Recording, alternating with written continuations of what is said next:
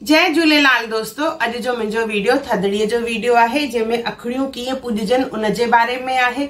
इन खां पहिरियों मां केतरा ही वीडियोस अपलोड करे चुकी आहियां जैमें थदड़ीअ जी कथा, माता जी स्तुति कीअं कजे, थदड़ीअ जो खाधो कहिड़ो ठाहिजे, सब वीडियोस अपलोड किया आहिनि। उन जी लिंक डिस्क्रिप्शन बॉक्स में है, जरूर चेक कजो। अचो अखड़ियूं पूजन चालू था कयूं पिया। थदड़ीअ खां हिकु ॾींहुं पहिरियों जेको थधो असां पचाईंदा आहियूं जंहिंमें लोलो, कोकी, तरियल भाॼी, साई भाॼी, ॻच, ॾही, खटो भत सभु हूंदो आहे। उहो इच्छा अनुसार, पंहिंजे सामर्थ्य अनुसार उहो ब्राह्मणी मंदर में या टिकाणे में जिते कथा ॿुधणु वञिबो आहे उते उहा थाली खणी वञिबी आहे। हिकु थाली उतां जी हूंदी आहे, हिकु हूंदी आहे न्याणीअ जी थाली।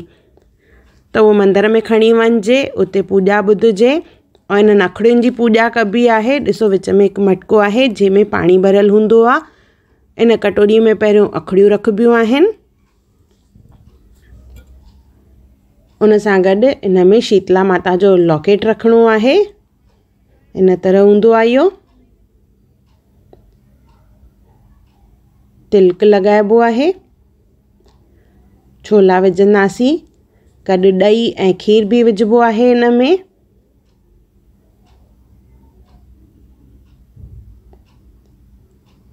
और उन खां पोइ पूॼा चालू कबी आहे। पूॼा करण महिल हथ में के अखड़ियूं खणंदा आहिनि, के छोला खणंदा आहिनि और के अखड़ियूं ऐं छोला ॿई गॾु बि खणंदा आहिनि। हिते असांखे पुष्पा आंटी पूॼा कराए रहिया आहिनि। त हथ में ॿ छोला खणंदा सभु, के 2 छोला खणंदा आहिनि, के 11 छोला खणंदा आहिनि। और अखड़ियूं घर में बि कीअं पूॼजनि उन जो बि मां लिंक डिस्क्रिप्शन बॉक्स में विधी आहे, उहा ज़रूरु चेक कजो। पहिरियों साॼे हथ में खणणो आहे, पोइ खाॿे में, वरी साॼे में, ईअं 3 दफ़ा करिणो आहे।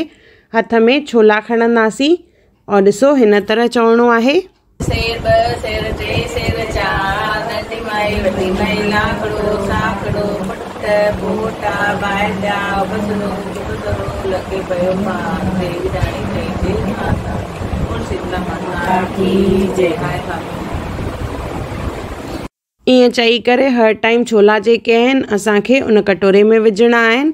हाणे ॿियों दफ़ो इहो हथ में छोला खणणा आहिनि। हाणे खाॿे हथ में खणंदासीं और वापसि चवंदासीं 1 सेर 2 सेर 3 सेर 4 लाखड़ो साखड़ो नंढी माई वॾी माई पुटड़ा पोटड़ा ॿाहिरा ॿाटरिया उब सेरो लंघे पियो पार देवी रानी तूं ही आधार।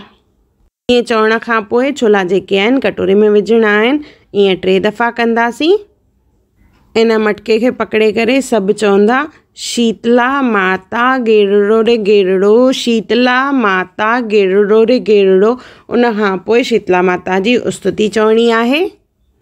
लोॾो ॾींदे चइबो आहे सावण माजी सत आई झोलियूं भरियूं ॾे, जहिड़ी सती शीतला तहिड़ो मूं करे, सतीअ ॼावा 7 पुट जैसा घर सूहे, नीली घोड़ी जो चढ़े सो सतीअ सुहाग, पुट खटी घर आया वरियो मुंहिंजो बाग, भाउर खटी घर आया वरियो मुंहिंजो बाग, सती ओड़े सती पाड़े सती घर आई।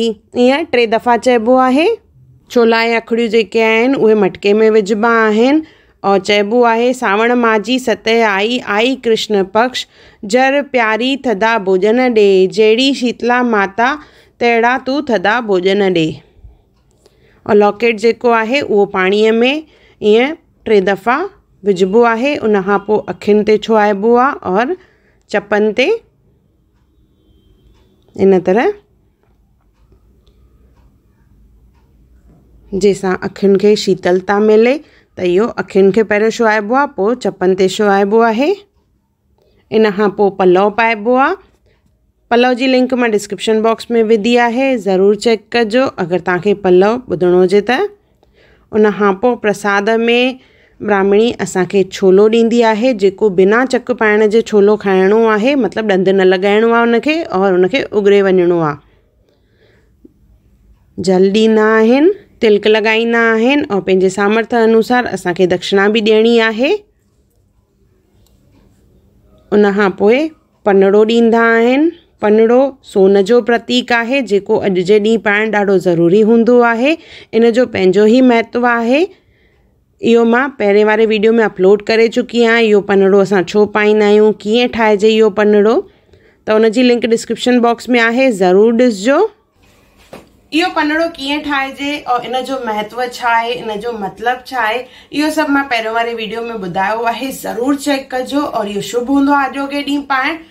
थदड़ी माता जी कथा मां पहिरियों ई अपलोड कई आहे, छाकाणि त ॿई शयूं अगरि मां हिक में ई विझंदमि वीडियो त काफ़ी लंबो थी वेंदो, इन करे मां इनखे ॿिनि पार्ट्स में ठाहियो आहे, त उहो वीडियो ज़रूरु चेक कजो। उनजी लिंक डिस्क्रिप्शन बॉक्स में आहे।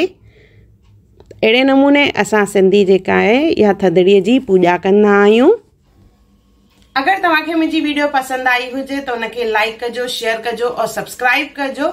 और अहिड़ा कहिड़ा वीडियोस तव्हां मुंहिंजे चैनल ते ॾिसणु चाहियो था, इहे बि कमेंट करे मूंखे ज़रूरु ॿुधाइजो, त मां कोशिशि कंदसि सभु वीडियोस हिकु हिकु करे अपलोड कयां।